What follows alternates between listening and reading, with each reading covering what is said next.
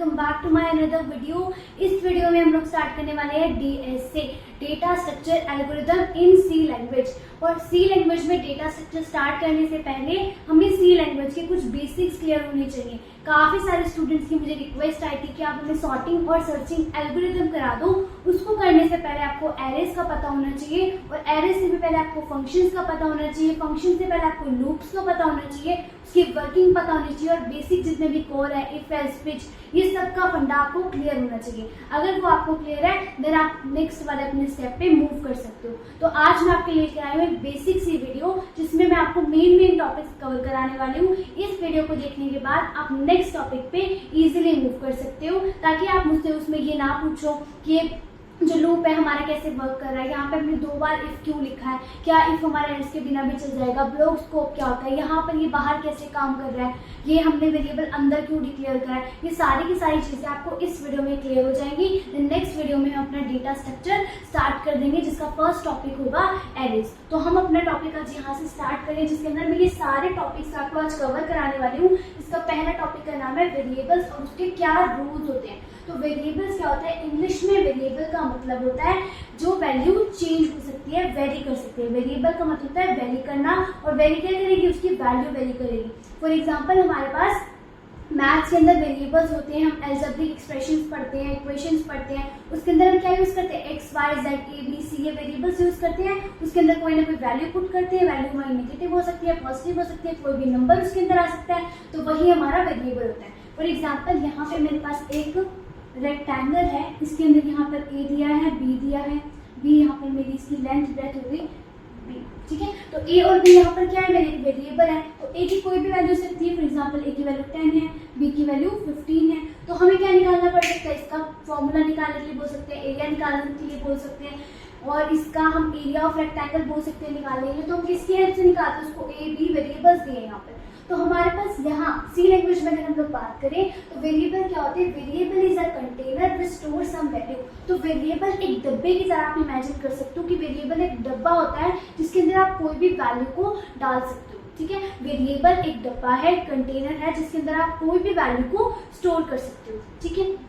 और जो वैल्यू है उसके भी कुछ रूल्स हैं, उसके अंदर डालने के, वेरिएबल के अंदर डालने के कुछ रूल्स हैं कि जो वेरिएबल है वो केस सेंसिटिव है। केस सेंसिटिव का मतलब क्या है, यहाँ पे मैंने एक वेरिएबल का नाम ए दिया है, उसके अंदर मैंने 10 वैल्यू डाल दी, ठीक है। यहाँ पे मैंने एक ए दिया है, इसके अंदर मैंने 15 वैल्यू डाल दी। तो ये दोनों के दोनों जो ए है केस सेंसिटिव है, मतलब क्या हुआ, कैपिटल ए और जो स्मॉल ए है वो डिफरेंट है।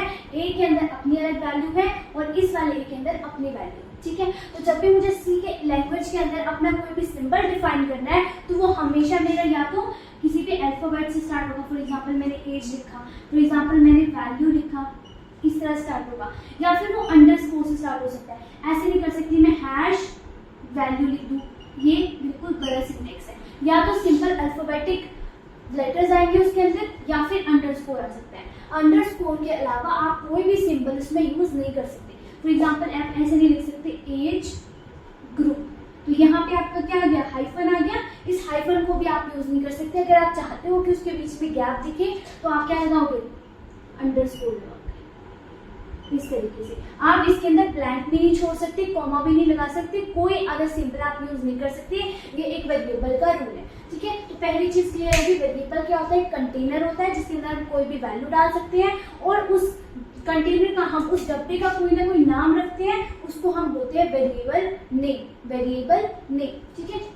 तो सी लैंग्वेज के अंदर हम किस तरीके से वेरिएबल डिक्लेयर करते हैं ये भी हम लोग देख लेते हैं। उससे पहले हम नेक्स्ट स्टेप पे चलते हैं, लिटरल्स और कॉन्स्टेंट्स क्या होते हैं और हमारे पास कीवर्ड्स क्या होते हैं। जो लिटरल्स और कॉन्स्टेंट है ना वो सेम ही है।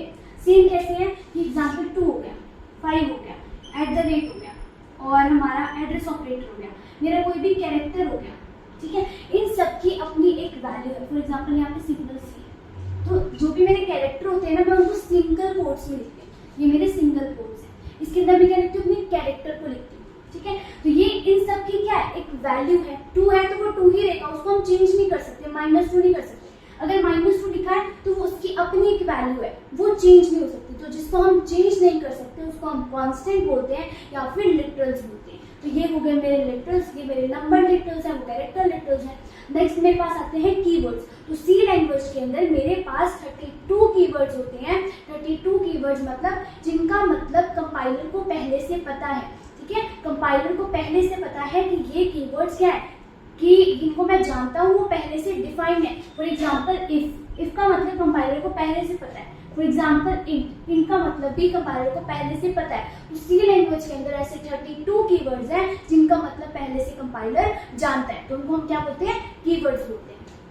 क्लियर है। Next one is data type. हमारे पास डेटा टाइप क्या होते हैं। अब मैंने यहाँ पे क्या करना है, कोई भी वैल्यू को स्टोर करना है। मेरे पास डिफरेंट टाइप्स के डेटा टाइप होते हैं। Data type, integer, float, character, और हो सकता है आपका भी 3 की बात करते हैं पहले। डेटा से क्या मतलब है, मतलब कोई भी हमारे पास मटेरियल आएगा जिसको हम स्टोर करना चाहते हैं, कोई भी डेटा आएगा और उसका टाइप बताना है। फॉर एग्जांपल मैंने एक नंबर लिखा है तो ये नंबर अलग है। फॉर एग्जांपल मैंने कैरेक्टर लिखा है तो ये मेरा कैरेक्टर है। अब मैंने 2-3 कैरेक्टर को मिक्स कर दिया, A B C, तो ये मेरी एक स्ट्रिंग बन गई। Collection of character is called string. जब मैं 2-3 कैरेक्टर को मिक्स कर देती हूँ तो वो क्या बन जाती है, स्ट्रिंग बन जाती है। अब ये नंबर है, ये कैरेक्टर है और ये स्ट्रिंग है। अब इन सबको स्टोर करने के लिए मेरी क्या यूज आएगा, डेटा टाइप यूज आएगा। डेटा टाइप बताएगा मैं किस टाइप का डेटा वेरिएबल के अंदर स्टोर करने वाली हूँ। दोबारा सुनो, डेटा टाइप मुझे बताएगा किस टाइप का डेटा मैं अपने वेरिएबल के अंदर स्टोर करने वाली हूँ। फॉर एग्जाम्पल यहाँ पे मैं लिखा 3.14, तो ये भी एक नंबर है, ये भी एक नंबर है, लेकिन क्या है, ये फ्लोटिंग पॉइंट नंबर है और ये इंटीजर नंबर है। तो ये किसके पास जाएगा, अलग डेटा टाइप के पास जाएगा, ये अलग डेटा टाइप के पास जाएगा। इसके अंदर कैरेक्टर है और इसके अंदर भी कैरेक्टर है, लेकिन उसमें बहुत सारे कैरेक्टर हैं और उसमें एक ही कैरेक्टर है। ये अलग डेटा टाइप के पास जाएगा, वो अलग डेटा टाइप के पास जाएगा। अब कैसे जाएगा ये देखिए, जो भी मेरे नंबर्स होते हैं वो सबके सब मेरे इंटीजर डेटा टाइप के पास आते हैं। इंट आपको लिखना है, इंट अगर आप इसको ऐसे लिख देते हो या फिर आप इसको कैपिटल में लिखते हो तो ये गलत है। आपको जो इंटीजर है वो ऐसे लिखा जाएगा। अगर आप ऐसे लिखते हो तो आपका कंपाइलर नहीं जानता उसका क्या मीनिंग है। इंटीजर के अंदर कोई भी इंटीजर वैल्यू को स्टोर कर सकते हैं। इंटीजर क्या है, मेरी एक डेटा टाइप।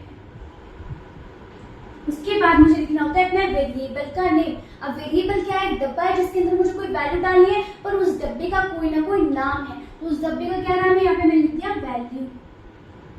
ठीक है, उसके अंदर मैं क्या वैल्यू डालूं। अब वेरिएबल का कोई भी नाम अपनी मर्जी से रख सकते हो, ए रख सकते हो, बी रख सकते हो, वैल्यू रख सकते हो, स्टोर रख सकते हो, कुछ भी रख सकते हो। ठीक है, जो भी आप चाहो। अब इसके अंदर मैं एक इंटीजर वैल्यू भी स्टोर कर सकती हूँ। तो इंटीजर वैल्यू क्या हो गई, 1 2 3। तो यहाँ पे आपको लगाना है सेमीकोलन। ठीक है, तो यहाँ पे आपका ये हो गया आपका सिंटेक्स। यहाँ पे आपका डेटा टाइप आ गया, ये आपका वेरिएबल का नेम आ गया, वेरिएबल नेम आ गया। यहाँ पर आप असाइनमेंट ऑपरेटर लगा रहे हो, इक्वल टू नहीं बोलना इसको, यहाँ पे बोलना है असाइनमेंट ऑपरेटर। आप क्या कर रहे हो, जो भी मेरी राइट साइड की वैल्यू है, जो भी यहाँ पे राइट साइड में लिखा हुआ है, उसको लेफ्ट साइड में जो भी वेरिएबल लिखा है उसको असाइन कर रहे हो, उसको दे रहे हो वैल्यू। ये वाली वैल्यू आप इसके अंदर डाल रहे हो जिसका वेरिएबल का नाम क्या है, वैल्यू है। 123 अब किस में चला गया, वैल्यू के अंदर चला गया। तो ये मेरी एक वैल्यू है। यहाँ पे आप वैल्यू की जगह पे कुछ और रख दो, वैर नाम रख दो, या वेरिएबल, एक वेरिएबल बना दिया। ठीक है, इंट टाइप का मैंने वेरिएबल बनाया, उसके अंदर मैंने 123 को स्टोर करा और ये क्या है, मेरी एक वैल्यू है। और उसको आपको क्लोज किससे करना है, सेमीकोलन से। जैसे हम इंग्लिश में फुल स्टॉप लगाते हैं, हिंदी में पूर्ण विराम लगाते हैं, ऐसे ही आपको जब भी कोई बात खत्म करनी है अपनी, वहां पे क्या लगाना है, आपको सेमीकोलन लगाना है। ठीक है, ये आपका मैंडेटरी। आप एक टाइम पे आप एक से ज्यादा वैल्यूज भी इनिशियलाइज कर सकते हो। For example integer a comma आपने सेपरेट किया है, कॉमा से देन बी, और आपने यहाँ पे इसको सेमीकोलन से खत्म कर दिया। इसका मतलब होता है डिक्लेरेशन। ठीक है, डिक्लेरेशन। और आप नीचे बोल रहे हो ए की वैल्यू 10 है, कॉमा बी की वैल्यू 15 है। ये हो गई आपकी इनिशियलाइजेशन। क्या बोलते हैं इसको, इनिशियलाइजेशन। आप सेम टाइम पे भी दोनों काम कर सकते हो और अलग अलग भी कर सकते हो, ठीक है। तो ये हो गया मेरा ऑल अबाउट डेटा टाइप्स। अब हम बात करते हैं फॉर्मेट स्पेसिफायर। तो पहली चीज हमने देखी वेरिएबल क्या होते हैं, उसके बाद हमने देखा डेटा टाइप क्या होते हैं, फिर हमने बात करी थोड़े से लिटरल्स क्या होते हैं और कीवर्ड्स क्या होते हैं। ये सारी चीजें क्लियर है। नेक्स्ट हमारे पास आता है फॉर्मेट स्पेसिफायर। अब फॉर्मेट स्पेसिफायर में क्या हेल्प करते हैं, जब भी मुझे कोई चीज को प्रिंट कराना है तो मुझे बताना पड़ेगा, अब मुझे बताना पड़ेगा कि मैं किस चीज को प्रिंट कराने वाली हूँ। मैं किसी डेटा को प्रिंट करा रही हूँ तो वो डेटा कौन सा है, जैसे हमने यहाँ पे बताया वो डेटा कौन सा है, इंटीजर टाइप का है, तो यहाँ पे हमने इंट लगाया। जब मैं उसको प्रिंट करा रही हूँ तो मैं वहाँ पे बताऊंगी कि वहाँ पे कौन सा टाइप का डेटा प्रिंट करा रही हूँ। अगर मैं इंटीजर टाइप का डेटा प्रिंट करा रही हूँ तो मुझे कोड्स के अंदर यहाँ पे लिखाना है %d। ये किसके लिए यूज करते हैं हम, इंटीजर टाइप के लिए। फॉर एग्जाम्पल मैं n को प्रिंट करा रही हूँ, कोई भी n नंबर है मेरा, उसको मैं प्रिंट करा रही हूँ, वो इंटीजर टाइप का है, तो यहाँ पे कौन सी वैल्यू प्रिंट होगी, इंटीजर टाइप की वैल्यू प्रिंट होगी। अगर मैं %c लिख देती हूँ तो मेरे पास क्या प्रिंट होगा, कैरेक्टर टाइप की वैल्यू प्रिंट होगी। अगर मैं %f लिख देती हूँ तो मेरे पास कौन सा टाइप की वैल्यू प्रिंट होगी, फ्लोट टाइप की वैल्यू प्रिंट होगी। और ऐसे ही आपके पास वो डिफरेंट होते हैं, जैसे %u होता है, %f, %c, %i, %d। तो आपको यहाँ पे चार्ट दिख रहा होगा, इसके अंदर आपने पढ़ना है कि किसकी कितनी वैल्यू है, ठीक है। अब एक और चीज जो कि बहुत इंपॉर्टेंट है कि हर टाइप का मतलब ऐसा होता है ना, अगर मुझे मेरा रूम है, मेरे रूम के अंदर मुझे एक बेंच को रखना है तो वो क्या लेती है, स्पेस लेती है, राइट। अगर मुझे एक बड़ी बेंच को रखना है तो वो क्या लेगी, वो भी स्पेस लेगी, वो क्या लेगी, ज्यादा स्पेस लेगी। ऐसे ही जो मेरे डेटा टाइप्स होते हैं, पहले कोई छोटा डेटा टाइप होता है, फिर बड़ा डेटा टाइप होता है, फिर उससे बड़ा डेटा टाइप होता है। अब जो छोटा है वो क्या लेगा, कम स्पेस लेगा। और कहाँ लेगा वो स्पेस, मेमोरी के अंदर। मेमोरी के अंदर वो स्पेस लेगा। अगर छोटा डेटा टाइप है वो कम स्पेस लेगा, बड़ा डेटा टाइप है वो उससे ज्यादा स्पेस लेगा, अगर और बड़ा डेटा टाइप है वो उससे ज्यादा स्पेस लेगा। तो मेरी मेमोरी के अंदर जो मेरी मेमोरी होती है, जब भी मैंने कोई इंटीजर टाइप का डेटा टाइप बनाया है तो वो मेरी 2 बाइट्स ले जाए, ठीक है। जो भी मेरी कंज्यूम होगी मेमोरी वो बाइट्स में होगी, ठीक है। जो मेरा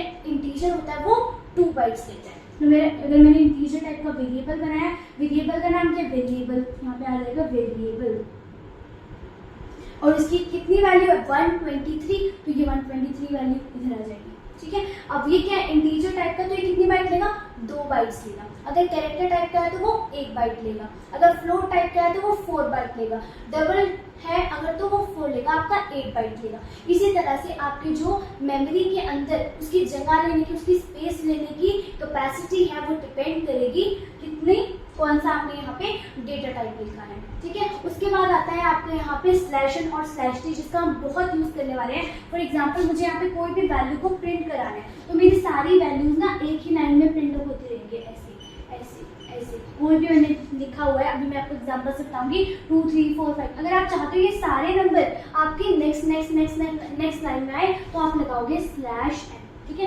\n लगाते हो आप, और यहाँ पे किस में आते हैं, आपके कोड्स में आते हैं। अगर आप बिना कोड्स के लिखोगे तो ये वर्क नहीं करेगा, आपको कोड्स में लिखना है। ऐसे ही अगर आप चाहते हो इनके बीच में आपके पास गैप आए तो इससे तो आपकी वैल्यूज ऐसे आएंगी। अगर आप चाहते हो कि आपकी वैल्यूज में गैप आए तो आप \p यूज कर सकते हो, ये ऐसे आएगा, मतलब गैप आएगा इनके बीच में, तो आप ये भी यूज कर सकते हो। तो मैं बोर्ड इरेज कर रही हूँ। आई होप कि आपको ये सारी चीजें क्लियर होगी। ये सारे के सारे सिंपल फंडे हैं जो आपको पता ही होने चाहिए। तो यहाँ पे आपको क्या करना है, इनपुट और आउटपुट कैसे लेते हैं हम ये सीखते हैं। तो जब भी आप सी लैंग्वेज करोगे ना तो आपको एक लाइन हमेशा लिखनी पड़ेगी, हैश, पहले आएगा इंक्लूड, एंगुलर ब्रैकेट स्टार्ट होगी, stdio.h। आपको ये लाइन लिखनी ही लिखनी पड़ेगी। अब इसको हम बोलते हैं प्री प्रोसेसर डायरेक्टिव। और ये क्या होता है आपका stdio, standard input output, I for input, O for output, .h, और h क्या है, हमारा हेडर फाइल है। अब इसके अंदर ना हमारे सारे के सारे फंक्शंस की डिक्लेरेशन होती है। सारे फंक्शंस की क्या होती है, हमारे इसके अंदर डिक्लेरेशन होती है। अभी क्या होती है मैं आपको जब हम फंक्शंस वाला टॉपिक करेंगे तब बताऊंगी। डिक्लेरेशन होती है, उसको हम प्रोटोटाइप भी बोलते हैं। और ये सारी डिक्लेरेशन हमारी इसके अंदर होती हैं, और इसकी जो भी डेफिनेशन है, इसका जो भी ब्लॉक ऑफ कोड है वो एक लाइब्रेरी के अंदर पड़ा होता है, ठीक है। अभी ये चीज आपको इतनी समझ में नहीं आ रही होगी, फंक्शन के टॉपिक में समझ आएगी, लेकिन जब भी आपको सी का प्रोग्राम लिखना है तो आपको यही से स्टार्ट करना है, ये लाइन आपको लिखनी ही पड़ेगी, क्योंकि इसमें क्या करोगे आप, इनपुट लोगे, आउटपुट लोगे। जो भी आपका इनपुट लेने का काम है वो मेरा प्रिंटएफ करेगा, मतलब प्रिंटएफ आपकी स्क्रीन में क्या करेगा, प्रिंट कराएगा, ठीक है। उसके बाद आप क्या करोगे, गिव ब्रैकेट स्टार्ट करोगे। इसके अंदर आप क्या करोगे, फॉर एग्जांपल मुझे स्क्रीन के अंदर कुछ प्रिंट कराना है कि एंटर अ नंबर, तो मैं यहाँ पे डबल कोट स्टार्ट करूंगी और यहाँ पे लिखूंगी एंटर अ नंबर, और यहाँ पे मेरे कोड्स खत्म और यहाँ पे सेंटर, ठीक है। तो प्रिंटएफ क्या करे, स्क्रीन के ऊपर आपके लिखा हुआ आएगा एंटर अ नंबर। अब आप उस नंबर को पहले तो यहाँ पे आपको बनाना पड़ेगा नंबर, इन नाम का एक एन नंबर बना दिया मैंने, इसको मैंने से डिक्लेयर किया, ठीक है। अब क्या करूंगी, यहाँ पे स्कैनर, स्कैनर क्या करेगा, आपका जो भी नंबर है उसको स्टोर कराने का काम करेगा, ठीक है। तो यहाँ पे आप क्या लगाओगे, कोट्स लगाओगे अपने। अब किस टाइप का नंबर चाहिए आपको, जल्दी बताओ, परसेंटेज डी लगाओगे क्योंकि आपको इंटीजर टाइप का नंबर चाहिए, तो यहाँ लिखोगे परसेंटेज डी, कोट्स आपकी खत्म होंगे, यहाँ पे कोमा लगाना है आपको। जब भी एक चीज आपकी खत्म हो रही है उसके बाद आप कोमा लगाओगे, देन आप क्या करोगे, यहाँ पर नम लिखोगे। अच्छा, यहाँ इतनी काम लिखने से आपके पास नंबर आ जाएगा, नहीं आएगा, क्यों, क्योंकि ये नंबर दे रहा है आपको, लेकिन वो कहाँ स्टोर होगा, उसको जगह भी तो बतानी है ना स्टोर करने की, तो कोई ना कोई एड्रेस होगा। फॉर एग्जांपल हमने कोई ऑर्डर प्लेस किया है, तो ऑर्डर तो हमारा हो गया, ऑर्डर आ भी गया, लेकिन उसको ये नहीं पता है कि आपके घर का एड्रेस क्या है, वो कहाँ पे आपको लाके देगा, ठीक है। तो इसको स्टोर होने के लिए क्या चाहिए, कोई एड्रेस चाहिए, और वहां उसके लिए हम यूज करते हैं एक एड्रेस ऑपरेटर। एड्रेस ऑपरेटर हमारा एम्परसेंड वाला साइन होता है, लेकिन उसको एम्परसेंड नहीं बोला आपने, इसको बोलना है आपने एड्रेस ऑपरेटर। क्या बोलना है, एड्रेस ऑपरेटर बोलना है, और ये कहाँ लगेगा, आपका नंबर से पहले लगेगा। तो जब भी आपको कोई भी इनपुट लेनी है, कहीं पर भी अपनी वैल्यू को स्टोर कराना है, तो आपको ये एड्रेस ऑपरेटर लगाना ही पड़ेगा, यही आपके इनपुट लेने का तरीका है, ठीक है। तो ये आप लिखोगे यहाँ पे एड्रेस ऑपरेटर नंबर, यानी कि इसको किसी एड्रेस पे स्टोर कर, सिंपल है। यहाँ पे आपने लिखा प्रिंटएफ, आपकी स्क्रीन पे बोलेगा एंटर अ नंबर, तो आपकी स्क्रीन पे लिखा हुआ आएगा, और वो सारा का सारा किसमें स्टोर होगा, स्कैनएफ आपकी हेल्प कर रहा है स्टोर करने में। तो ये इनपुट हो गई मेरी, आउटपुट हो गई। तो इससे मैं क्या कर रही हूँ, इनपुट ले रही हूँ, और इससे क्या कर रहा हूँ, आउटपुट कर रही हूँ स्क्रीन के ऊपर। तो ये दोनों फंक्शंस मेरे कहाँ पड़े हुए हैं, इस हेडर फाइल के अंदर पड़े हुए हैं। इस हेडर फाइल के अंदर मेरे सारे फंक्शन की क्या है, प्रोटोटाइप और डिक्लेरेशन है, सिंपल है बिल्कुल। तो मैंने यहाँ पे क्या लिया, इनपुट लिया, आउटपुट लिया और एड्रेस ऑपरेटर को यूज किया। तो कोड रब कर रही हूँ, next move to the compilation and execution. तो यहाँ पे हमारा जो नेक्स्ट टॉपिक है वो है कंपाइलेशन एंड एग्जीक्यूशन। तो कंपाइलेशन और एग्जीक्यूशन क्या होती है, जब हम अपने कोड को लिख देते हैं तो उसके बाद क्या सबसे मेन स्टेप जो होता है वो होता है कंपाइलेशन का। तो कंपाइलेशन होती क्या है, a computer program that translate C code into machine code is called compilation. मतलब क्या है, अगर हमें कोई लैंग्वेज नहीं आती, ठीक है, फॉर एग्जाम्पल हमारे सामने कोई फ्रेंच बोल रहा है और हमें सिर्फ इंग्लिश या हिंदी आती है, तो हमें बीच में क्या चाहिए, ट्रांसलेटर चाहिए, जो उनकी बात सुनकर हमें बताए कि क्या बात चल रही है, ठीक है। तो इसी तरीके से जो हमारा कंप्यूटर है वो नहीं जानता कि सी कोड क्या है या जावा कोड क्या है या C++ का कोड क्या है, वो क्या जानता है, सिंपल मशीन लैंग्वेज को जानता है, वो 0 और 1 को जानता है और वो बाइनरी को जानता है, ठीक है। तो मशीन कोड को जानता है हमारा कंप्यूटर, तो उसको क्या चाहिए, ट्रांसलेटर चाहिए। तो जो ट्रांसलेटर का काम है वो कौन करता है, कंपाइलेशन करता है या फिर कंपाइलर करता है। तो कंपाइलर क्या करता है, कंपाइलेशन करता है, ट्रांसलेट करता है कोड को किसके अंदर, मशीन कोड के अंदर, ताकि हमारे विंडोज को, लिनक्स सिस्टम को, मैक सिस्टम को समझ में आए कि हमने लिखा क्या है, ठीक है।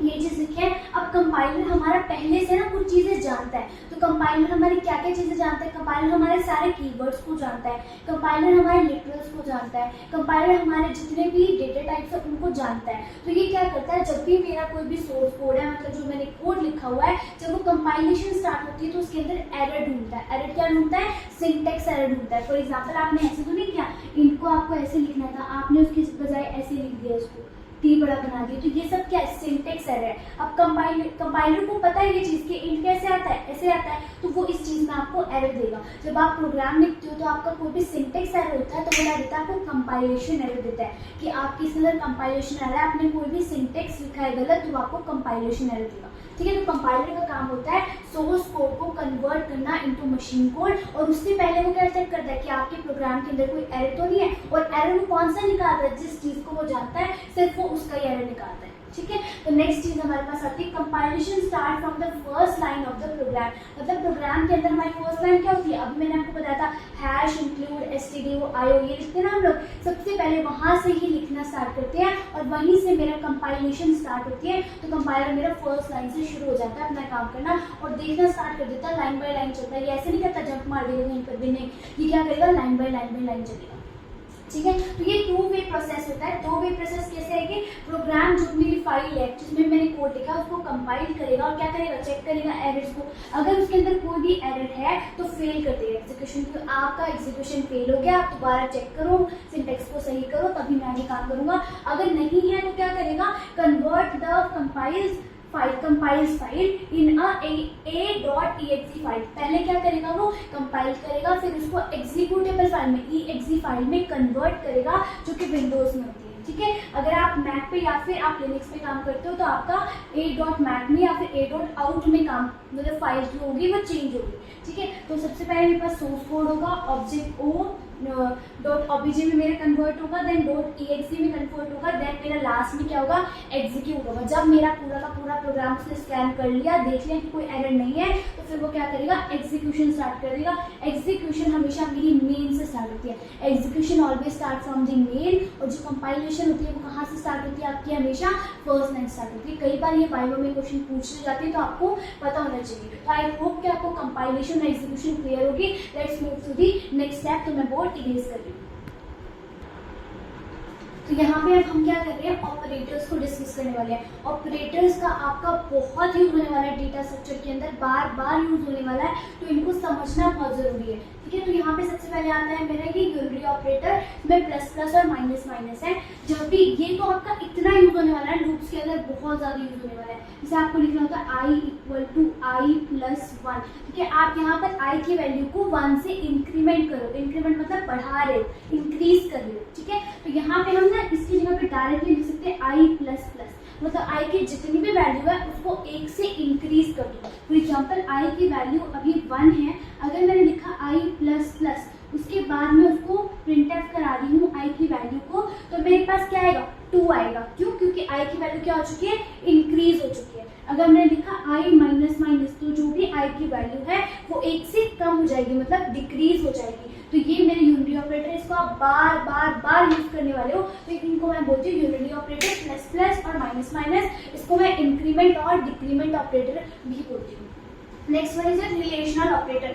ये आपके पास बहुत यूज होने वाला है जब भी आपको कोई कंडीशन को चेक करना है, लेस देन है क्या, 3<4 है, या फिर 5<6 है, ऐसे जो कंडीशंस आएंगी आपको, तो उसमें चेक करने के लिए आपको रिलेशन ऑपरेटर काम आएंगे। इक्वल टू, जब भी मुझे चेक करना है क्या 2 = 0 है, अगर है तो फिर ये काम कर दो, नहीं है तो ये काम कर दो। तो ये सारे ऑपरेशंस आपको करने हैं। Next one is your logical operator. Logical operator जो है ना आपके, ये भी बहुत यूज होने वाला है। एंड, ये जो एंड होता है ये क्या होता है कि दोनों कंडीशन होनी चाहिए। फॉर एग्जाम्पल हम इंग्लिश में बोलते हैं ना, I like Apple and mango, तो दोनों के दोनों आपको पसंद है। तो यहाँ पे क्या आएगा, जैसे आपने बोला 2, अगर आई की वैल्यू इक्वल टू 2 है, इफ आई की वैल्यू इक्वल टू 2 है, एंड जे की वैल्यू भी इक्वल टू 2 है। अगर ये दोनों वैल्यूज 2 है, अगर ये भी 2 दे रहा है आपको और ये भी 2 दे रहा है, तभी ये काम करो, जो भी इसके नीचे लिखा हुआ लाइन ऑफ कोड, तभी काम करना है। अगर ये दोनों 2 है, अगर इन दोनों में से एक भी फॉल्स होता है तो ये काम नहीं होगा। तो ये एंड ऑपरेटर है आपका, बहुत यूज होने वाला है। नेक्स्ट आते हैं मेरा और ऑपरेटर। इसको मैं पाइप वाले साइन से रिप्रेजेंट करती हूँ, 2 पाइप वाले साइन से, या फिर 11 समझ सकते हो आप इसको। तो यहाँ पे क्या है, मैंने बोला कि और का मतलब क्या, या तो आई की वैल्यू 2 के इक्वल हो जाए या फिर जी की वैल्यू 2 के इक्वल हो जाए, दोनों में से एक भी ट्रू होगी तो काम हो जाएगा आपको। तो ये मेरा और ऑपरेटर होता है। Next one is not. Not क्या बोलते हैं, क्या 2 या क्या मेरा 2 = 0 है। जब भी मुझे किसी नॉट इक्वल टू की, नॉट की बात करनी है सिंपल, तो यहाँ पे नॉट इक्वल टू तो आपका ऊपर आ जाएगा। सिंपल नॉट की बात करनी है तब आप क्या करते हो, ये वाला सिंबल होता है आपका, तो आपने इसको यूज करना है। Next one is your arithmetic operator. Plus, minus, multiply, modulo, divide, तो करके आज तक मैथमेटिक्स में सेम वही है। जब भी आपको कोई काम करना है तो आपको अरिथमेटिक ऑपरेशंस का यूज करना है, ऑपरेशंस करना है उसके ऊपर। असाइनमेंट वैल्यू को असाइन करना है। फॉर एग्जाम्पल आप ए वेरिएबल के अंदर इंट ए वेरिएबल है, इसके अंदर आप असाइन करो किसकी वैल्यू को, 2 की वैल्यू को, तो यहाँ पे आपका क्या गया, असाइनमेंट ऑपरेटर आ गया। अब आप क्या करना चाहते हो, ए की वैल्यू को प्लस करना चाहते हो बी की वैल्यू के साथ, ठीक है। यहाँ पे कोई मैंने एक और बी वेरिएबल ले लिया जिसके अंदर 3 पड़ा हुआ है, तो आप ए की वैल्यू को बी के साथ प्लस करना चाहते हो और उसको वापस से किस में ऐड करना चाहते हो, जल्दी बताओ, ए में ही ऐड करना चाहते हो। तो इसका जो भी आंसर आएगा वो किस में ऐड कर रहे हो, वापस से ए में ऐड कर रहे हो। तो इसको लिखने का मेरे पास एक शॉर्टकट होता है which is this, plus equal to. तो यहाँ पे मैं क्या लिख सकती हूँ, a plus equal to B. तो यहाँ पे क्या आ गया, जो भी मेरे पास आंसर आएगा वो a plus equal to B उसके अंदर स्टोर हो जाएगा। तो ये मेरा शॉर्टकट एक तरीके से है, तो ये भी हम बहुत यूज करने वाले हैं। Next one is your ternary और कंडीशनल ऑपरेटर। इसको हम सिंबल के थ्रू नहीं समझ सकते, इसको मैं आपको पूरे कोड लिख के दिखाऊंगी तब आपको समझ में आएगा। अब हम बात करते हैं प्रेसिडेंस क्या होती है। प्रेसिडेंस का मतलब क्या है, प्रियोरिटी। अगर मेरे पास एक एक्सप्रेशन दे रखा हो और उसके अंदर मेरे पास ये सारे ऑपरेटर्स हो तो मुझे किसको यूज करना है। फॉर एग्जाम्पल मेरे पास यहाँ पे 2 मल्टीप्लाई में 3 प्लस 6 ऐसे दे रखा है मेरे पास, तो मुझे किसको करना है पहले, जैसे हमने मैथ्स में बोर्ड मार्क्स पढ़ा था इसी तरीके से यहाँ पे पहले से प्रियोरिटी डिसाइड है। अगर आपके पास मल्टीप्लाई डिवाइड या मॉड्यूलो आता है तो आपको पहले उसको करना है, 2 को मल्टीप्लाई करना है। वैसे तो ब्रैकेट की प्रायोरिटी ज्यादा होती है, अगर ब्रैकेट को मैं हटा दूँ तो फिर किसको करना है पहले, तो 2 को मल्टीप्लाई करना है 3 के साथ, देन आपको प्लस करना है। तो ये इस तरह के एक्सप्रेशन में आपकी जो प्रियोरिटी है वो मैटर करती है। तो यहाँ पे क्या आंसर आएगा, 2 3 6, 6 प्लस 6 इज 12। तो यहाँ पे 12 आंसर आ गया, ठीक है। तो यहाँ पे मैं इरेज करूँ, next move to the next one. यहाँ पे मेरे अब परफॉर्म करेंगे कन्वर्जन। कन्वर्जन का मतलब होता है किसी भी चीज का कन्वर्ट होना। हमारे पास क्या डिफरेंट डेटा टाइप है, integer type, float type, character type, ठीक है, double type, long type, अनसाइन type, ये सब टाइप के हमारे पास क्या है, डेटा टाइप्स है। तो इन डेटा टाइप्स को जब भी मुझे कन्वर्ट करना है, मतलब किसी और डेटा टाइप में कन्वर्ट करना है, उसको मैं बोलती हूँ कन्वर्जन। अब ये 2 तरीके की होती है, इम्प्लिसिट कन्वर्जन और एक्सप्लिसिट कन्वर्जन। इम्प्लिसिट का मतलब होता है जो कंपाइलर खुद ब खुद कर देता है, और एक्सप्लिसिट होता है जो हम खुद जानबूझ के कराते हैं, या हमें जब रिक्वायरमेंट होती है हम तब कराते हैं, ठीक है। तो हम यहाँ पे देखो मैंने क्या लिखा है, इंट वैर, मतलब एक वेरिएबल बनाया मैंने वैर नाम का, जिसके अंदर मैं ए की वैल्यू को स्टोर करा रही हूँ। अब ए मैंने सिंगल कोट्स में लिखा है और ये क्या है, कैरेक्टर है, और हर एक कैरेक्टर की एक एस्काई वैल्यू होती है, ठीक है। हर एक कैरेक्टर की एक एस्काई वैल्यू होती है। तो यहाँ पे स्मॉल वाले की क्या होती है, 97 होती है, ठीक है, 97 होती है। तो यहाँ पर ये क्या करेगा, इसको एज ए कैरेक्टर नहीं लेगा, इसको कन्वर्ट करेगा इसकी एस्काई वैल्यू में, और जब आप ए को प्रिंट कराओगे तो आपको इसकी एक एस्काई वैल्यू मिलोगी विच इज 97 आपकी स्क्रीन पे प्रिंट हो रहा होगा। तो ये हमने नहीं बताया इसको कि कैरेक्टर वैल्यू लेनी है कि क्या लेना है आपको, इसकी इंटीजर वैल्यू लेनी है, इसने खुद ब खुद कन्वर्ट किया है। तो ये आपकी इम्प्लिसिट टाइप कन्वर्जन है, ठीक है। Next one is variable.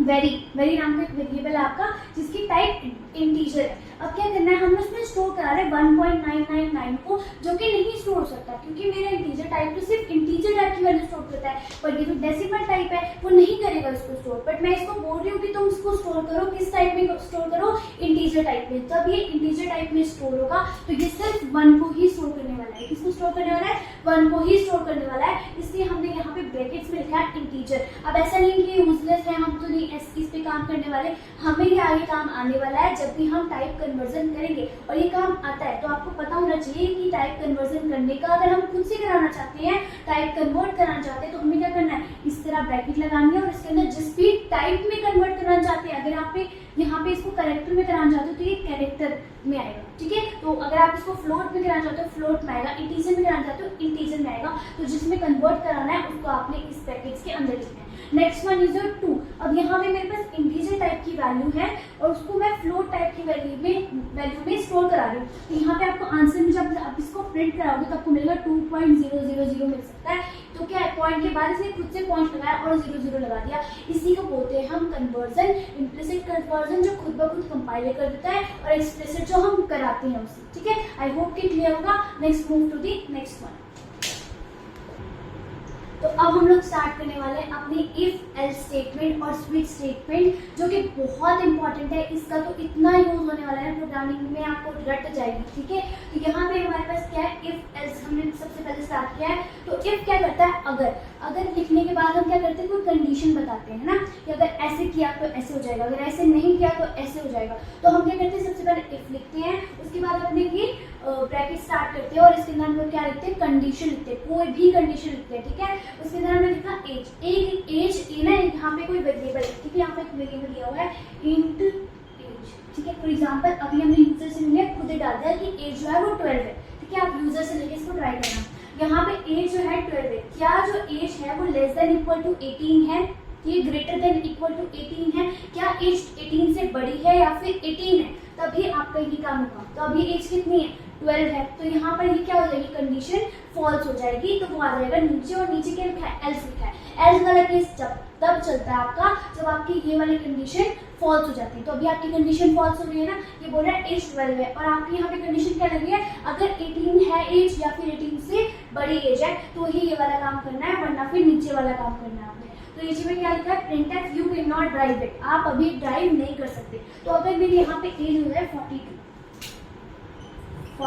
मेरी एज, ठीक है, 42 हो गई। अब फर्स्ट टाइम आएगा यहाँ पर age greater than equal to 18, क्या एज 18 है या फिर 18 से बड़ी है, यस 18 से बड़ी है, कितनी है, 42 है। तो आपको क्या प्रिंट करके देगा, printf you can drive, आप ड्राइव कर सकते हो। लेकिन ये ना तभी मेरा काम करेगा तब मेरे पास सिंगल स्टेटमेंट है, क्या है, सिंगल स्टेटमेंट। अगर मैंने 2-3 स्टेटमेंट यहाँ पे लिख दी तो वो फिर इफ का पार्ट नहीं रहेगी, क्योंकि वहां पे कोई ब्लॉक ही स्टार्ट नहीं हुआ। तो अगर आपके पास कोई सिंगल स्टेटमेंट है तो आप विदाउट ब्लॉक लिख सकते हो, ठीक है। लेकिन मेरे पास क्या है, एक अच्छी प्रैक्टिस है कि आप ब्लॉक के अंदर अपने इसको लिखो। तो यहाँ पे देखो इफ लगाया मैंने और यहाँ पे ब्लॉक स्टार्ट किया है, और इसके अंदर मैं मल्टीपल स्टेटमेंट ही लिख सकती हूँ, ठीक है। तो मैंने पहले लिखा अगर 18 से छोटी एज है, फॉर एग्जाम्पल आपकी एज 12 है, तो आप क्या करोगे, यू आर चाइल्ड, अभी आप चाइल्ड हो, ठीक है, यू कैन नॉट ड्राइव, आप ड्राइव नहीं कर सकते क्योंकि आप छोटे हो। उसके बाद क्या, फॉर एग्जाम्पल किसी की एज 12 नहीं है, 42 है, अब उसकी एज 42 है, तो फिर एल्स इफ वाला केस चलेगा। एल्स इफ मतलब अगर ये नहीं हुआ तो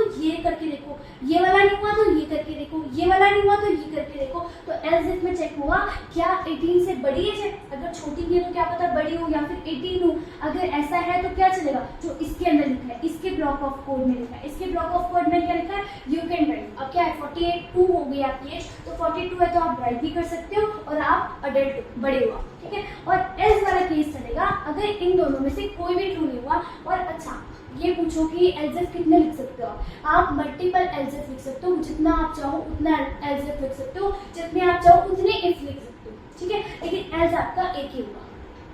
एल्स होता है कि अगर कुछ भी ट्रू नहीं हुआ तो एल्स वाला केस चला दो। मतलब फॉर एग्जांपल आपने यूजर से एज पूछी, एंटर योर एज, और उसने -2 डाल दिया, उसने 0 डाल दिया, -6 डाल दिया, ठीक है, कोई भी बड़ा नंबर डाल दिया, तो इतनी एज तो होती नहीं है, तो वो क्या हुआ, इनवैलिड हो गया। तो उस केस में आपके पास एल्स केस चलेगा, ठीक है। तो हमेशा एल्स को ना आप ऐसे नहीं लिख सकते कि आपने इफ केस लगाया ही नहीं, सिंपल एल्स केस लगा दिया, ठीक है।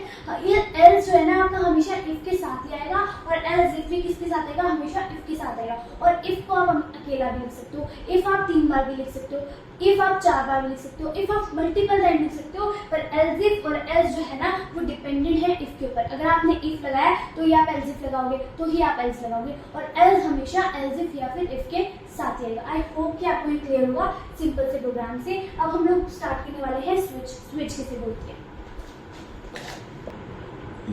तो यहाँ पे मेरा अब स्विच की बात कर रहे हैं हम लोग। स्विच का सिंटेक्स कैसा होता है, तो स्विच का सिंटेक्स होता है, यहाँ पे मेरे एक मेन फंक्शन है, मेन फंक्शन के अंदर मैंने एक वेरिएबल डिक्लेयर किया है डे नाम का, और वो डे नाम ना मैं यूजर से पूछ रही हूँ, एंटर अ डे, कोई भी डे वो एंटर करेगा, 1 एंटर करेगा, 2, 3, उसके अकॉर्डिंग मुझे बताना है उसको आज कौन सा डे है, ठीक है। तो यहाँ पे सिंपल डे के अंदर मैंने क्या लिया, उसका नंबर लिया, स्टोर करा दिया उसको मैंने, और उसको मैंने स्विच, अब ये स्विच एक कीवर्ड है, ठीक है, इस स्विच को लिखना है आपने, और उसके अंदर जो भी आपने यहाँ पे आउटपुट इनपुट ली है, आपने इनपुट ली है यूजर से, उसको पास करना है। अगर आपके केस इस तरह से बन गया, आपके कितने भी मल्टीपल केसेस हो सकते हैं, आप 5 तक बना सकते हो, 7 तक बना सकते हो, 10 तक बना सकते हो, जितनी आपकी रिक्वायरमेंट है आप उसके अकॉर्डिंग बना सकते हो। अब इसके अंदर क्या लिखना है, केस लिखना है और नंबर लिखना है। आप यहाँ पे आपका नंबर आ सकता है या फिर आपका कैरेक्टर आ सकता है। इसके अंदर जो आपने पास करना है, या तो आपको नंबर हो सकता है या फिर आपका कैरेक्टर हो सकता है, 2 चीजें आप पास कर सकते हो। उसके अंदर मैंने क्या बोला है, अगर यूजर ने नंबर 1 प्रेस किया तो उसको प्रिंट आउट कर दो आज मंडे,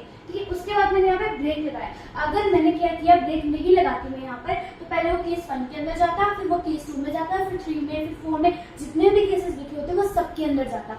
ब्रेक लगाने से वो रुक गया। फॉर एग्जाम्पल हम अपनी गाड़ी में ब्रेक लगाते, क्या करते, गाड़ी रुक जाती है ना, तो यहाँ पे ब्रेक लगाने से वो रुक गया है। जहां पर हम ब्रेक नहीं लगाएंगे वो सारे केसेस को चला देगा, ठीक है। नेक्स्ट अगर यूजर ने 2 डाला है तो वो ट्यूसडे प्रिंट करेगा, एज सेम एज अगर यूजर ने 7 डाला है तो वो संडे प्रिंट करेगा। इस तरीके से मेरा कुछ स्ट्रक्चर होगा। देन मेरे लास्ट में आता है डिफॉल्ट केस, जैसे हमने इफ एल्स में लिखा है कि एल्स केस होता है, तो लास्ट में हमें बताता है अगर ये सब सिनेरियोज नहीं हुए तो ये सिनेरियो बचा, लास्ट में सिर्फ यही होगा। तो ये डिफॉल्ट केस हुआ, मतलब क्या, वो संडे से लेके पूरे Monday Tuesday Thursday Friday Saturday सब आ गए ना हमारे, अब कोई डे बचा ही नहीं है। तो हमने डिफॉल्ट में डाला है printf enter a valid choice 1 to 7। अगर यूजर ने कुछ और ही नंबर डाल दिया, माइनस में नंबर डाल दिया, तो फिर आप उसको बोलोगे कि आपकी जो चॉइस है ना वो गलत है, आपको 1 से लेके 7 के बीच में नंबर डाले, तो ये आपका केस चलेगा। अच्छा, कुछ बच्चे बोलते हैं हमें तो इफ एल्स आता है, हमें स्विच की क्या जरूरत है, जब सेम काम हम इफ एल्स से कर सकते हैं स्विच से कर सकते हैं, तो फिर क्या जरूरत है इसकी, एक चीज सीख लेते हैं। नहीं, काफी टाइम पे आपका जो स्विच है वो आपके लिए इजी होगा और काफी टाइम पे आपका इफ एल्स इजी होगा। फॉर एग्जाम्पल आप स्टैक इंप्लीमेंट करते हो तो आप यूजर से चॉइस पूछते हो, 1 डालो तो आपके लिए ये चलेगा।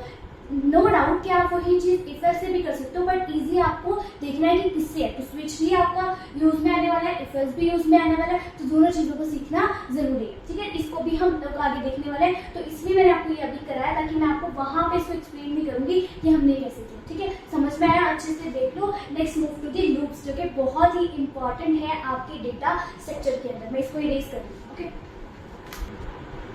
तो यहाँ पे पहले हम लोग डिस्कस करते हैं टर्नरी ऑपरेटर क्या होता है। जैसे मेरे इफ एल्स है ना, उसको मैं एक छोटे से कोड में लिख सकती हूँ। किस तरह से लिख सकती हूँ, यहाँ पे सबसे पहले आएगी मेरी कंडीशन। कोई भी जो भी मेरी कंडीशन है, जैसे आप इफ के बाद हम क्या लिखते थे, अंदर ब्रैकेट स्टार्ट करने के बाद कंडीशन लिखते थे, तो यहाँ पे हम स्टार्टिंग में ही कंडीशन देंगे, उसके बाद हमारा एक क्वेश्चन मार्क आएगा। देन हम उसके बाद अगर वो चीज़ मेरी ट्रू हो रही है, मतलब यहाँ पे जो मेरी कंडीशन है अगर वो ट्रू हो रही है तो हमें क्या काम कराना है, फिर हमें ये प्रिंट कराना है। अगर वो चीज़ ट्रू नहीं हो रही, वो फॉल्स हो रही है, तो हमें क्या काम कराना है, यहाँ पे मैंने कोलन लगाया, सेमी कोलन नहीं लगाया। सेमी कोलन लगाते हैं तो हमारी बात खत्म हो जाती है, लेकिन हम यहाँ पे बात खत्म नहीं करनी, कोलन लगाया। देन मुझे जो काम मेरा फॉल्स होके हो रहा है वो कराना है। तो यहाँ पे मैंने बोला age less greater than equal to 18 है। अगर 18 से बड़ी एज है तो क्या कर दो, यू कैन वोट, आप वोट कर सकते हो। अगर 18 से छोटी है तो क्या करो, फिर यू कैन नॉट वोट। तो ये होता है मेरा टर्नरी ऑपरेटर। सिंगल लाइन में आपकी बात खत्म हो जाती है, लेकिन ये आपके जो कॉम्प्लेक्स कोड होते हैं उसमें इतना ज्यादा वर्क नहीं कर पाता, लेकिन हाँ सिंपल कोड है तो उसमें आप उसको यूज कर सकते हो। नेक्स्ट हम मूव करते हैं अपने लूप्स के ऊपर, जिसमें फर्स्ट लूप है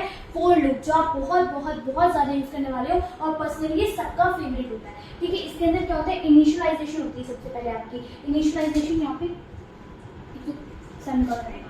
इनिशियलाइजेशन मतलब जैसे कि हम लोग यहाँ पे वेरिएबल को डिक्लेयर करते हैं, कोई भी वेरिएबल को डिक्लेयर करते हैं, तो इस वाले जो भी हमारा लूप है ना, ये फॉर लूप, इसके अंदर ही हम इनिशियलाइज कर सकते हैं, बाकी दोनों लूप्स के अंदर हम इनिशियलाइज नहीं कर सकते। तो यहाँ पे सबसे पहले हमने इंटीजर टाइप की इनिशियलाइज करती है। अच्छा, अगर आप टर्बो में काम करते हो तो उसका जो कंपाइलर है ना, इसको क्या करता है, फॉलो नहीं करता, तो आपको जो इनिशियलाइजेशन है वो लूप के बाहर करनी पड़ती है। अगर आप VS कोड या फिर किसी और में काम करते हो तो वहाँ पर ये सपोर्ट करता है। तो आप ये मत बोलना कि आपने गलत समझाया था, अगर आप टर्बो में काम करते हो तो वहाँ पर ये कंपाइलर से कंपाइलर वेरी करता है। ठीक है, कुछ सिंटेक्स वेरी करते हैं।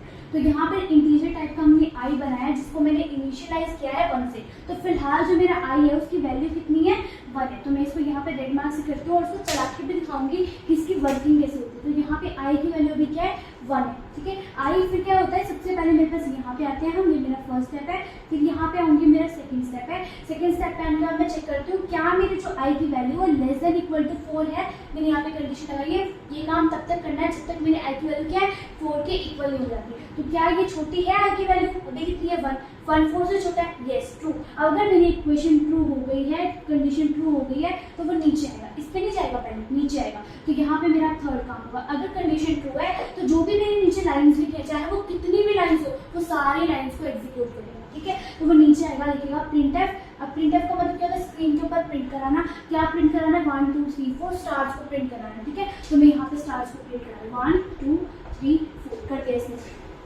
उसके बाद क्या करेगा, नेक्स्ट लाइन। नेक्स्ट लाइन का मतलब है ये लाइन खत्म होगी तो अब वो यहाँ पे आ चुका है, नेक्स्ट लाइन पे आ चुका है। अब वो फिर से क्या करेगा, अब यहाँ पे मेरे लाइन ऑफ कोड खत्म हुआ, अब वो यहाँ से जाएगा, ये वाला काम भी उसने कर दिया, और यहाँ से जाएगा इस पे, यानी कि 4th स्टेप हो गया मेरा यहाँ पे। ठीक है, सबसे पहले फर्स्ट स्टेप क्या है, देखेगा वैल्यू क्या है, उसके बाद कंडीशन चेक करेगा, कंडीशन ट्रू हुई तो नीचे वाला सारा काम करेगा, काम करने के बाद फिर से ऊपर जाएगा और आई की वैल्यू को क्या करेगा, प्लस प्लस करेगा। मैंने आपको बताया था प्लस प्लस का मतलब क्या है, जितनी भी आई की वैल्यू उसको 1 से इंक्रीमेंट कर देगा। अभी आई की वैल्यू कितनी 1, अब इसको क्या कर दिया उसने 2 कर दिया। अब आई की वैल्यू 2 हुई तो फिर से कहाँ जाएगा, इसके ऊपर चेक करेगा क्या 2 4 से छोटा है, यस छोटा है। फिर कहाँ जाएगा, नीचे जाएगा, नीचे जाएगा तो फिर से कौन सा काम करेगा, ये वाला काम करेगा। अभी मेरा कर्सर कहाँ पे ब्लिंक कर रहा है, यहाँ पे, तो फिर से मेरा जो स्टार है 4 स्टार है वो यहाँ पे प्रिंट हो जाएंगे। उसके बाद क्या जाएगा, नेक्स्ट लाइन में जाएगा, तो नेक्स्ट लाइन पे मेरा भी कर्सर यहाँ पे ब्लिंक हो रहा है। फिर से क्या जाएगा, ऊपर जाएगा। अब आई की वैल्यू क्या थी, 2 की थी, अब आई की वैल्यू फिर से इंक्रीमेंट करेगा 1 से। कितना हो गया, आई की वैल्यू 3 हो गई, 3 हो गई। जब अब चेक करेगा फिर से कंडीशन 3 क्या लेस देन 4 है, यस है, तो फिर से यही वाला काम करेगा। तो यहाँ पे फिर से स्टार्स को प्रिंट कर ठीक है। फिर से किस में आएगा, नेक्स्ट लाइन में आएगा। अब कर्सर यहाँ पे ब्लिंक करे, अब फिर से कहाँ जाएगा, ऊपर जाएगा। अब आई की वैल्यू कितनी हो गई है, 4 हो गई, तो आई की वैल्यू क्या हो गई, यहाँ पर करके 4 हो गई। अब क्या लेस देन इक्वल टू 4 है, लेस देन तो नहीं है पर इक्वल है, अभी 4 4 के इक्वल है, ठीक है। तो अभी भी चलेगा, यहाँ पे आएगा फिर से नीचे, फिर से यही काम करेगा 1 2 3 4, ठीक है। अब जरूरी नहीं है स्टार वाला काम ही आएगा हमेशा लूप में, जो भी आपको काम कराना है आप वो लाइन लिखोगे, ठीक है। उसके बाद फिर से क्या आएगा, नेक्स्ट लाइन में ब्लिंक करेगा, फिर से ऊपर जाएगा। अब क्या करेगा, आई की वैल्यू को इंक्रीमेंट करेगा। आई की वैल्यू कितनी हो गई है, 5 हो गई है। अब चेक करेगा क्या 5 लेस देन इक्वल टू 4 है। अब 5 क्या हो गया, बड़ा हो गया, कंडीशन क्या हो गई, फॉल्स हो गई। जब कंडीशन फॉल्स होगी तो वो लूप से बाहर आएगा। हमेशा जब भी कंडीशन फॉल्स होगी तभी लूप से बाहर आएगा। जब तक कंडीशन ट्रू होगी तब तक मेरा लूप चलता ही रहेगा, चलता रहेगा, चलता रहेगा। अगर आपने कोई ऐसी कंडीशन डाल दी है जिसमें वो फॉल्स ही नहीं हो सकती कभी, तो आपका लूप इनफिनिटली चलेगा, मतलब हमेशा चलता ही रहेगा, चलता ही रहेगा, जब तक उसकी मेमोरी फुल नहीं हो सकती, ठीक है। तो अब यहाँ पे देखो, अगर मेरी लाइन के बाद कुछ लिखा है प्रिंटफ, यहाँ पे मैं लिखी हूँ printf out of the loop,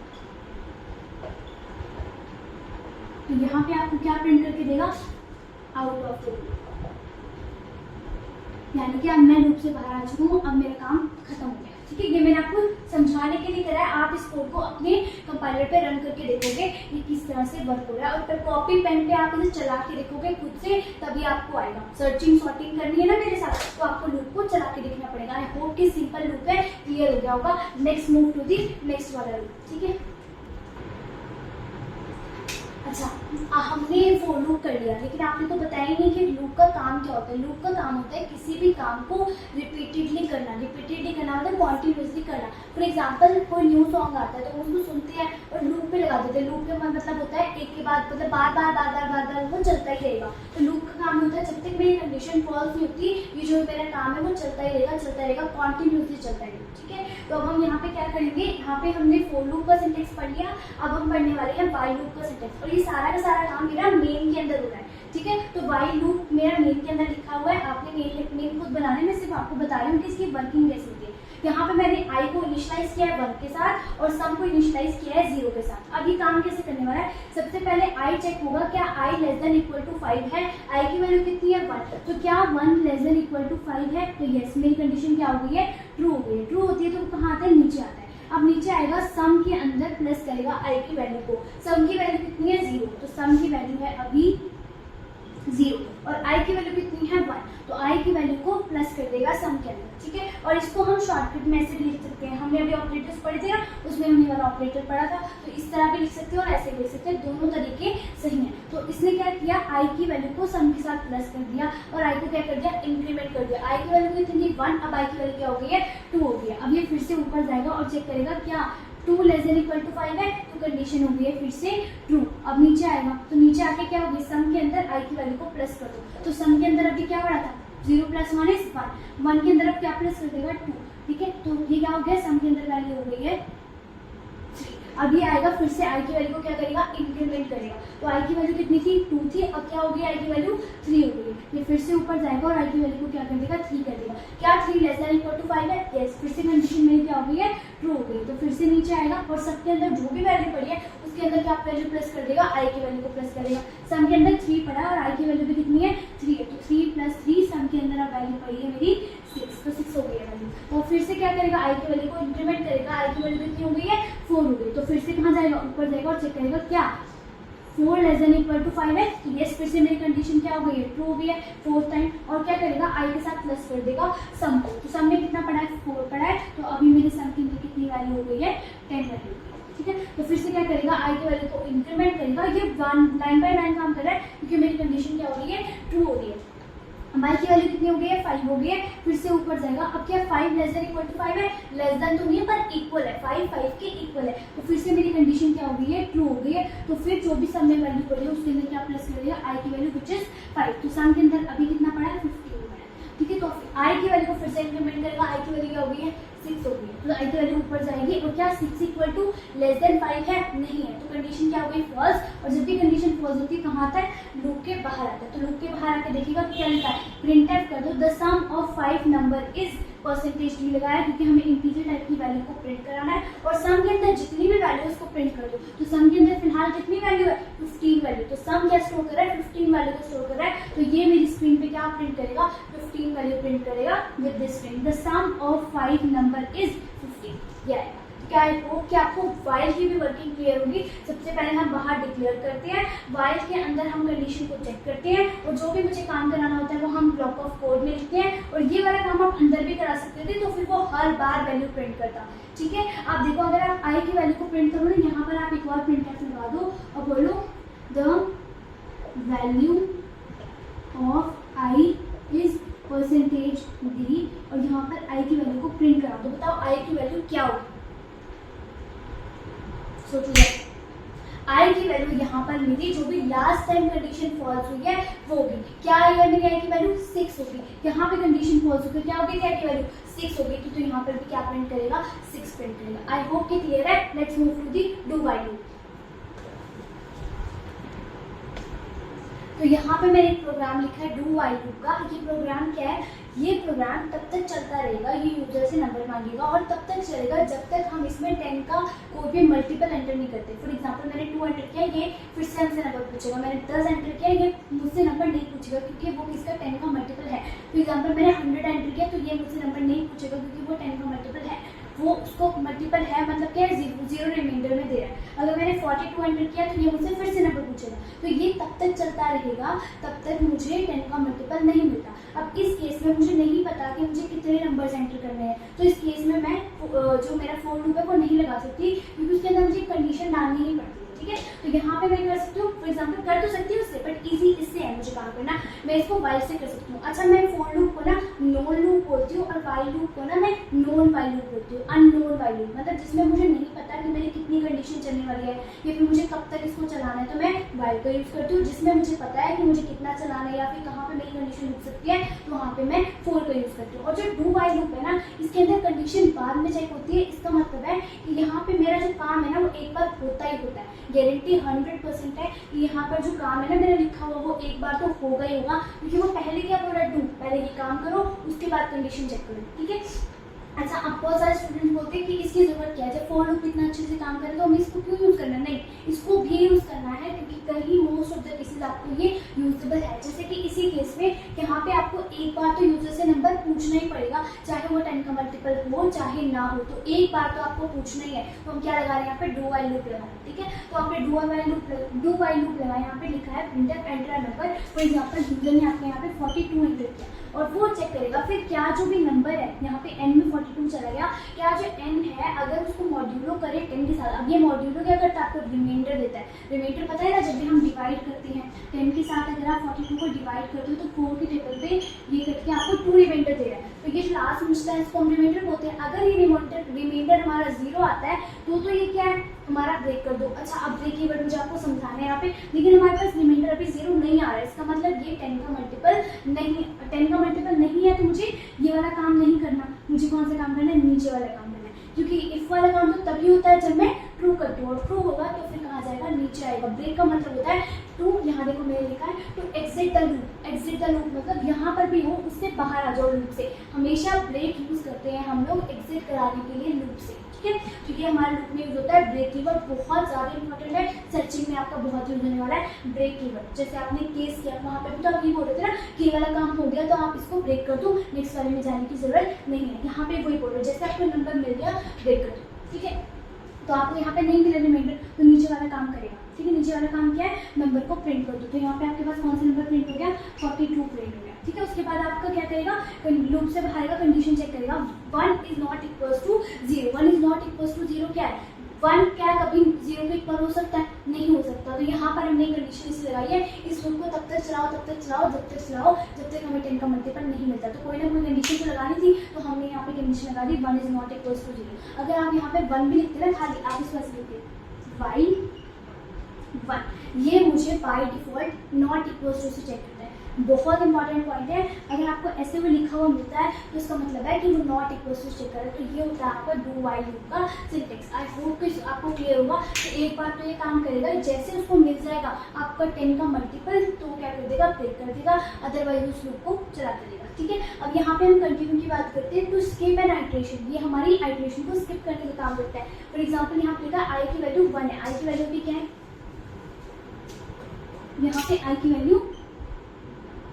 value मेरी 1 है, और आई की वैल्यू को फिर ये लेस देन इक्वल टू 5 है, यस 5 है, तो नीचे चेक करेगा क्या आई की वैल्यू इक्वल टू 3 है, तो उसको कंटिन्यू करो, मतलब उसको लेना नहीं है, उसको स्किप कर दो। तो यहाँ पर तो भी नहीं हुई कंडीशन 2, तो नीचे आएगा और आई की वैल्यू को प्रिंट करेगा। तो आई की वैल्यू इसने 1 प्रिंट करा दी, वापस से ऊपर जाएगा, आई की वैल्यू इंक्रीमेंट होकर कितनी हो गई है, 2 हो गई। क्या 2 equal to less than equal to 5 है, यस, ठीक है। तो फिर से नीचे आएगा, फिर से ये कंटिन्यू वाला नहीं चलेगा और नीचे आके यहाँ पे 2 प्रिंट कराएगा, फिर से ये क्या जाएगा, ऊपर जाएगा और इसकी वैल्यू को कितनी करेगा, 3। अब क्या 1 equal to I equal to 3 है, यस 3 है, तो इस वाले ब्लॉक में एंटर होगा, कंटिन्यू होगा। तो कंटिन्यू होगा मतलब इसकी वैल्यू को कंटिन्यू करो, इस वैल्यू को लेने की जरूरत नहीं है। फिर से लूप चलेगा, 4 होगा और 5 होगा, यहाँ पे 4 और 5 प्रिंट होगा, आपके पास 3 प्रिंट नहीं होगा। जब भी आपको किसी भी नंबर को या फिर किसी भी ऐसी कंडीशन आप लगाइए जो चीज़ आपको नहीं चाहिए, तो वहाँ पर आप किस कीवर्ड का यूज़ करोगे, कंटिन्यू कीवर्ड का यूज़ करोगे। आई होप आपको कंटिन्यू, ब्रेक बहुत इंपॉर्टेंट है, do while loop, file loop और फॉर लूप आपको क्लियर होगा। बहुत सिंपल तरीके से मैंने आपको बताया।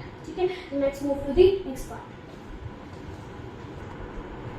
तो फंक्शंस क्या होते हैं, फंक्शंस मेरे एक रीयूजेबल कोड होते हैं जिनको मैं बार बार यूज कर सकती हूँ। For example block of code that perform a particular task. Function का मतलब होता है कोई भी काम करना। फॉर एग्जांपल मेरे पास एक एम्प्लॉय है, मैंने उसको एक बार समझा दिया कि आपको ये काम करना है, तो वो पर्टिकुलरली हर रोज आएगा और वही काम करेगा जो उसका काम है। तो एक फंक्शन जब मैं बनाती हूँ उसके अंदर जो भी मैंने कोड लिखा है, जो भी मैंने काम लिखा है, वो फंक्शन मुझे जब भी मैं उसको कॉल करती हूँ, जब भी मैं उसको कहती हूँ कि ये काम करो, तो वो सेम काम मुझे हर बार करके देता है। ठीक है, अगर मैंने एक एम्प्लॉय रखा है जो मेरे नोट्स बनाने के लिए है, मैं उसको बोलती हूँ कि मेरी वीडियो एडिट करो, तो वो नहीं करेगा, क्यों, क्योंकि उसका काम कुछ और है। तो ऐसे मेरे फंक्शंस होते हैं। इसके 3 टाइप्स हैं। यहाँ पे क्या है, फर्स्ट है फंक्शन डिक्लेरेशन प्रोटोटाइप, जिसको हम फंक्शन प्रोटोटाइप भी बोलते हैं और फंक्शन डिक्लेरेशन भी बोलते हैं। अब ये फंक्शन डिक्लेरेशन और प्रोटोटाइप का मतलब क्या है, इसे क्यों करते हैं हम लोग, इसको इसलिए करते हैं हम, फॉर एग्जाम्पल जो मेरा कंपाइलर है उसको हमें नहीं पता, कंपाइलर को क्या पता, सिर्फ कीवर्ड्स पता है, लिटरल्स पता है, उसको यूजर डिफाइंड फंक्शंस नहीं पता। अब ये 2 तरीके के होते हैं, यूजर डिफाइंड और इनबिल्ट फंक्शन। इनबिल्ट फंक्शन होते हैं जैसे कि मैंने आपको बताया printf और scanf एक टाइप का फंक्शन है, राइट। तो उसके बाद हम लोग क्या करते हैं, सेकंड है हमारे पास user defined function. User defined function हम लोग खुद बनाते हैं, उसके अंदर हमें डिक्लेरेशन, डेफिनेशन और कॉलिंग करनी पड़ती है। डिक्लेरेशन से हम अपने कंपाइलर को बताते हैं कि हम इस टाइप का कोई फंक्शन आगे क्रिएट करने वाले हैं, या फिर इस टाइप का कुछ फंक्शन आपको आगे मिलने वाला है। वो हमने फर्स्ट लाइन में या फिर स्टार्टिंग में एक्सप्लेन नहीं किया, उसको कहीं नीचे एक्सप्लेन किया हुआ, लेकिन कंपाइलर को पता होना चाहिए कि आपने कुछ ना कुछ नीचे एक्सप्लेन किया है, तो हम उसको क्या करते हैं, डिक्लेरेशन बोलते हैं। तो यहाँ पे मैंने क्या किया है, डिक्लेरेशन किया। तो ये मेरा फर्स्ट स्टेप है डिक्लेरेशन, डिक्लेयर बोल सकते हो आप इसको। मैंने यहाँ पे डिक्लेयर किया है, तो यहाँ पे क्या आती है आपकी रिटर्न टाइप, आप इसको डेटा टाइप बोल सकते हो। तो ये आप वॉइड क्या करती है, कुछ भी रिटर्न नहीं करती, ये इसका वॉइड का मतलब होता है खाली, एम्प्टी। ठीक है, तो यहाँ पे किस टाइप का फंक्शन है, नाम क्या है फंक्शन का, प्रिंट। तो सबसे पहले फंक्शन बनाने के लिए मैं उसकी रिटर्न टाइप रखती हूँ, किस टाइप का फंक्शन है, क्या उसके अंदर डेटा किस टाइप का होने वाला है। तो उसके बाद मैं क्या रखती हूँ, उसका नाम रखती हूँ और पैरेंथेसिस लगाती हूँ। तो यहाँ पर कोई भी आर्ग्यूमेंट नहीं ले रहा है, तो इसका नाम है वॉइड। ठीक है, खाली है। उसके बाद अगर मैं कोई इंटीजर टाइप का बनाती हूँ, तो मैं उसकी इंटीजर रखूंगी, डेटा टाइप और रिटर्न टाइप। तो यहाँ पे उसका नाम लिखूंगी और फिर क्या करूंगी, उसके अंदर आर्ग्यूमेंट भी दूंगी। आर्ग्यूमेंट का मतलब है किस टाइप की वैल्यू मैं यूज करने वाली हूँ। ठीक है, जो वैल्यू मैं पास करने वाली हूँ मेन फंक्शन से या किसी भी फंक्शन से, वो किस टाइप की होने वाली है, इंटीजर टाइप की होने वाली है। इन टाइप का फंक्शन तो इंटीजर टाइप की वैल्यू स्टोर करेगा, और कितनी वैल्यू स्टोर करेगा, जितने भी आपकी रिक्वायरमेंट्स हैं, n number of times, n number of values आप स्टोर कर सकते हो, आर्ग्यूमेंट्स के थ्रू आप पास कर सकते हो। ठीक है, ये आपकी डिक्लेरेशन की। नेक्स्ट आपकी आती है डेफिनेशन, और इसको आप बोलते हो ब्लॉक ऑफ कोड। अब इसके अंदर क्या करते हैं, पर्टिकुलरली जो हमें काम करना है वो हम यहाँ पे कराते हैं। वॉइड प्रिंट, सबसे पहले आपकी वही रिटर्न टाइप आएगी, आपका नाम आएगा, पैरेंथेसिस आएंगे और कर्ली ब्रेसेस स्टार्ट होगी, और जो भी काम करना है वो यहाँ पे कराना है। अब अगर प्रिंट टाइप है ना, तो मैं एक बार लिखवा सकती हूँ, ठीक है, मैं खुद से यहाँ पे सिंपल में तो प्रिंट आउट करा सकती थी हेलो को, लेकिन अगर सोचो मुझे हेलो को 1000 बार प्रिंट कराना है तो मैं 1000 बार लिखने नहीं बैठूंगी, 1000 बार उसकी मतलब जितनी भी बार मुझे चाहिए सिर्फ मैं उसकी एक बार कॉलिंग कराऊंगी। अभी तो यहाँ पे मैंने एक लाइन लिखी है, फॉर एग्जाम्पल 1000 लाइन लिखी होती कोड के अंदर, तो वो 1000 लाइन मैं बार बार नहीं लिखती, सिर्फ एक बार कॉल करूंगी और वो 1000 लाइन मेरे लिए खुद ब खुद काम करेंगी। नेक्स्ट वन इज, अब मेरे यहाँ पे एक फंक्शन बना है इंट सम नाम का, इस सम के अंदर मेरे पास 2 आर्ग्यूमेंट आ रहे हैं। अब जब आपने डिक्लेरेशन करनी है ना तो वहाँ पे आपने वेरिएबल का नाम नहीं लिखना, लेकिन जब आपको डेफिनेशन देनी है तब आपको उसकी रिटर्न टाइप भी लिखना है, डेटा टाइप भी लिखनी है और उसको क्या लिखना है, वेरिएबल का नाम भी लिखना है। तो यहाँ पर देखो क्या लिखा है, x और y मेरे पास दोनों आर्ग्यूमेंट्स आए हैं और उन दोनों को मैंने प्लस किया है और एक वेरिएबल में स्टोर करा है और मैंने यहाँ से उस वैल्यू को रिटर्न करा है। अब जब भी आपने इंटीजर लिखा, कैरेक्टर लिखा, तो आपको कोई ना कोई वैल्यू रिटर्न करानी पड़ेगी और मेरा जो फंक्शन है वो सिर्फ एक ही वैल्यू को रिटर्न कर सकता है। तो यहाँ पे मैंने s को रिटर्न करा दिया, ठीक है। अब मेन फंक्शन से देखो यहाँ पे कॉलिंग हो रही है, सम को क्या है, यहाँ पे इसका नाम है। सबसे पहले आप कॉलिंग के लिए इसका नाम लिखते हो, उसके बाद पैरेंथेसिस लगा के जितने भी आपने यहाँ पे आर्ग्यूमेंट्स दिए हैं वो सारे आपको देने पड़ते हैं। सी लैंग्वेज में कंपल्सरी है, जितने भी आपके पास आर्ग्यूमेंट्स है 2 है तो 2 ही फिल करने पड़ेंगे। अगर आप 1 देते हो तो फिर वो आपको एरर देगा, ठीक है। आपने x के अंदर क्या भेज दिया, 5 भेज दिया और y के अंदर कितना भेज दिया, 6 भेज दिया। तो यहाँ पे ये वैल्यूज यहाँ पे आ गई 5 + 6, दोनों के दोनों को प्लस करके कहाँ चले गया, 11 चले गया s के अंदर और उसे रिटर्न कर दिया s को। अब ये 11 के पास, s के पास क्या 11 है और ये रिटर्न कहाँ पे होगा, हमेशा वैल्यू वहाँ रिटर्न होती है जहाँ पे मेरी कॉलिंग हुई है। अब कॉलिंग कहाँ हुई है मेरी, यहाँ पे मैंने इसको क्या किया, कॉलिंग किया है, तो कॉलिंग पे यहाँ मुझे ला के क्या देगा, ये जो भी वैल्यू रिटर्न करी है। अब क्या वैल्यू रिटर्न करी है, इसने 11 वैल्यू रिटर्न करी है, तो इसलिए यहाँ पे ला के रखी। अब उस वैल्यू को स्टोर करने के लिए भी ना मेरे पास कोई डब्बा होना चाहिए, कोई कंटेनर होना चाहिए, या तो मैं इस वैल्यू को डायरेक्टली प्रिंट करा दूँ या फिर मैं क्या कर सकती हूँ, उस वैल्यू को कहीं पे स्टोर कराऊँ। तो ये सम को जो भी वैल्यू मिली है उसको फिर से मैंने एस वेरिएबल में स्टोर करा दिया। आप वेरिएबल का नाम कुछ भी रख सकते हो, जो भी यहाँ पे वैल्यू है वो किस में चली गई है, एस वेरिएबल के अंदर चली गई। अब ये एस वेरिएबल को मैंने यहाँ पे प्रिंट करा। अच्छा, जब प्रिंटिंग कराना था तो यहीं पे प्रिंट करा देते, नीचे जाके प्रिंट क्यों कराया। अभी मैंने आपको सिंपल प्रोग्राम लिख के दिखाया, आगे जाके चीज़ें कॉम्प्लेक्स होंगी, हम इसके अंदर कुछ मैनिपुलेशन करेंगे, ठीक है, कुछ चेंजेस करेंगे, तब हम क्या करते हैं, रिटर्न कराते हैं वैल्यू को। और अच्छी प्रैक्टिस यही है कि आप फंक्शन बनाओ और उसमें से कुछ वैल्यू को रिटर्न कराओ और फिर जो भी मैनिपुलेशन करनी है वो आप मेन फंक्शन के अंदर करो, ठीक है। ठीक है, तो मेरे फंक्शन की डेफिनेशन हो गई, कॉलिंग हो गई और डिक्लेरेशन हो गई। तो डिक्लेयर, अगर आपने कोई फंक्शन को पहले मेन से पहले, फॉर एग्जांपल आप मेन के अंदर किसी भी फंक्शन की कॉलिंग कर लो, कि आपका एक मेन फंक्शन है, इसके अंदर आप प्रिंट कोई भी ऊपर आपका फंक्शन है उसकी कॉलिंग करें, तो यहाँ पे आने से पहले अगर आपने उसको बता दिया कि एक वॉइड नाम का आपका प्रिंट डिक्लेयर कर दिया आपने, ठीक है, डिक्लेयर करते कंपाइलर को पता लग गया कि हाँ कोई फंक्शन एग्जिस्ट करने वाला है आगे, तो वो कॉलिंग पे एरर नहीं देगा। अगर आपने नहीं लिखा तो वो कॉलिंग पे एरर देगा क्योंकि उसको नहीं पता कि प्रिंट क्या है, ठीक है। लेकिन अगर आप इसकी ब्लॉक ऑफ कोड ही यहीं पे लिख देते हो, वॉइड प्रिंट, यहाँ पे सारा काम लिख दिया, तो फिर वो एरर नहीं देगा, फिर आपको डिक्लेरेशन करने की जरूरत नहीं है। तो कंपाइलर एरर तब देता है जब आप उसको नहीं पता कि आगे क्या काम होने वाला है, ठीक है। वो एरर तब देगा जब उसको नहीं पता, ठीक है। अगर आप उसको पहले ही बता रहे हो तो डिक्लेयर कर दो या डिफाइन कर दो जहाँ पे भी आप उसको कॉल करने वाले हो, और आप कॉलिंग किसी भी फंक्शन के अंदर कर सकते हो, ठीक है। लास्ट आता है मेरा block of scope. Block of scope क्या होता है या फिर स्कोप क्या होता है, फॉर एग्जाम्पल आपने मेन के अंदर कोई भी वेरिएबल को डिक्लेयर किया इंट आई, तो आप मेन के अंदर जब तक आपका मेन चलेगा इसको आप कहीं पर भी यूज़ कर सकते हो, क्योंकि ये ब्लॉक स्कोप है, यहाँ से लेके यहाँ तक इस ब्लॉक के अंदर आप कहीं पे भी इसको यूज़ कर सकते हो, ठीक है। फॉर एग्जाम्पल आपने एक और लगा दिया फॉर इंट आई, इसको मान लो आपने के लिया, के = 0, के <= 5 और के 10+। तो यहाँ पे आपने कुछ काम किया इसका, और यहाँ पे आके आप बोल रहे हो के को